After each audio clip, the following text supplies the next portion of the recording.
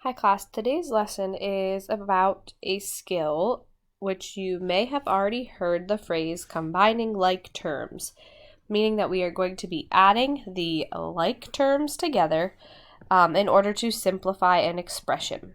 So you are allowed to combine variable terms that have the same letter with the same exponent.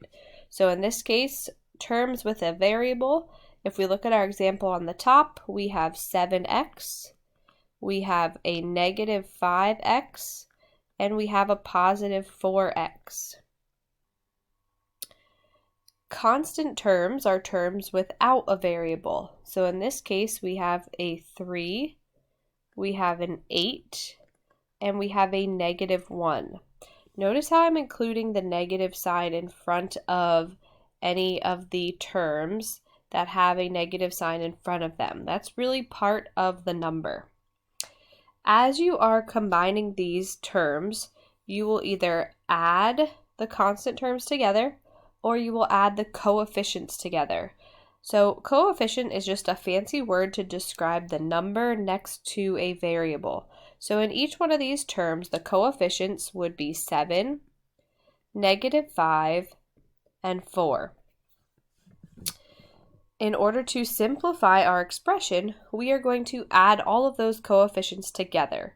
So you can think of this as 7 plus negative 5. You could think of it as 7 minus 5, which would be 2. And 2 plus 4 would be 6. The variable does not change. It will remain 6x in your answer. The constant terms, as you add those together, you would add 3 plus 8, since they're both positive, that would give you 11, and 11 minus 1 would give you a positive 10. So your final answer, if you were to simplify this expression at the top, would be 6x plus 10. We have several other problems to practice these scenarios here. Starts off pretty simple. You'll notice you have 3x plus 6x. That would equal 9x. In number 2, 9a minus 10a. Well, 9 minus 10 is a negative 1, so negative 1a would be my answer for 2. Notice that the variables do not change when you are combining like terms. In number 3, I can add the m's together. 7m and negative 5m would result in 2m, and I will bring down the minus 6 in my final answer. In number 4, you have 9 minus 6x plus 5. And we want to continue to write these kind of in the same format. So in number 4, we are going to write the variables first. So in this case, I'm going to bring down the negative 6x because there's nothing else to combine it with. And then I will combine my constant terms. 9 plus 5 would give me 14. In number 5, I want to combine the letters first. So I see 7p. I can add that with negative 9p. 7 minus 9 would be negative 2p. And then I have negative 1 plus 5. Negative 1 plus 5 would give you a positive 4 for your answer for number 5. In number 6, you are adding the h's together. 5h plus 7h will give you 12h. And then negative 6 plus negative 8 would give you a negative 14 for your answer in number 6. If you want to pause the video and try some of these on your own, I would encourage you to do so, and then come back to the video and double check that you have all of the correct answers for the rest of these. As we continue, number 7, you have 5x squared plus 7x squared. As long as the exponents match and the variables are the same, we are allowed to add these terms together. So 5 plus 7 would give you 12x to the second power. In number 8, you'll notice we have a few more terms here, and we are able to add all of the x's. So 5 Remember, there's really a 1 in front of this. Minus 1 would be 4, and 4 plus 3 would be 7x. We will then add our y's, and notice sometimes I like to use lines underneath the terms I'm going to add together. In this case, I'll put 2 lines under the y, so 7y plus 2y would equal 9y. Same idea here. You may want to circle things that are alike. For example, negative 26x minus 4x. That would give you 22x. And then maybe underline the other pieces. 2y plus 10y would be 12y.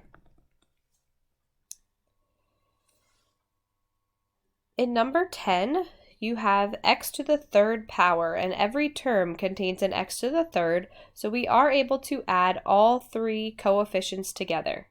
8 minus 7 is 1, and 1 plus 16 would give you 17, and again, we do not change the variable, it will stay x to the third. In number 11, we have negative 4a squared b. Well, the variables match over here with the 10, so I am able to add negative 4 with a positive 10, and I would get 6a squared b, and I would bring down plus 7 into my final answer. For number 12, now, standard form requires us to write this in alphabetical order, starting with the highest exponent and decreasing to the smallest. There is an x squared, but no other x squared term. In the alphabet, x comes before y, so I will put x squared first in my answer. Then any other terms that have an x in them should still come next. So I have 2xy and a negative 7xy. When I combine those like terms, the result would be negative 5xy, and I will bring down the last y squared term in my final answer. In number 13, I have a squared. There's no other a squared, so I'll bring that down. I have 2 ab terms. 7ab minus 10ab is negative 3ab plus b squared. In number 14, we will combine our x squared terms. 4 minus 3 is 1x squared. And then our x terms, 2x plus 8x, would give us 10x. I hope this is a skill you've seen before and it's making a lot of sense to you. We will continue to practice this over the next day or two, but we can also use this skill and apply it in some geometric examples as well. For example, in number 15 and 16, you are asked to find the perimeter of the shapes that are given. If you remember the definition of perimeter, you're really looking for the distance around the outside of a shape.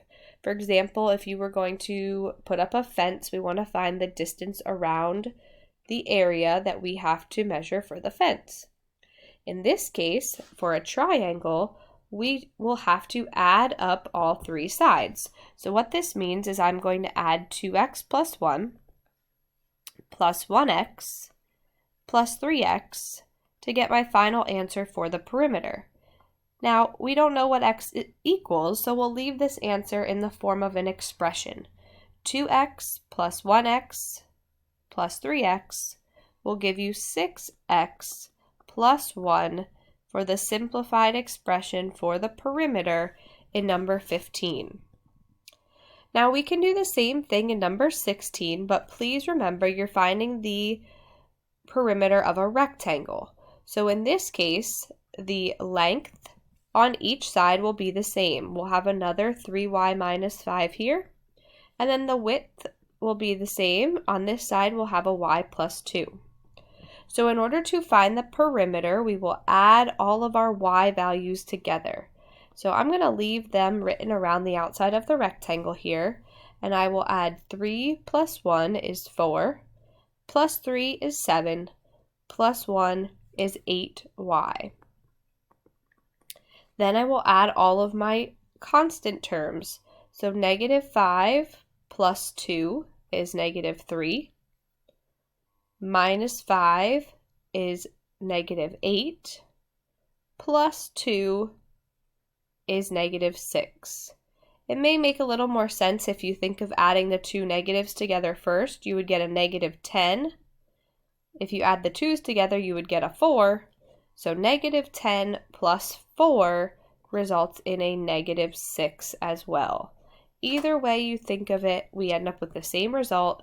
In number 16, the perimeter is 8y minus 6.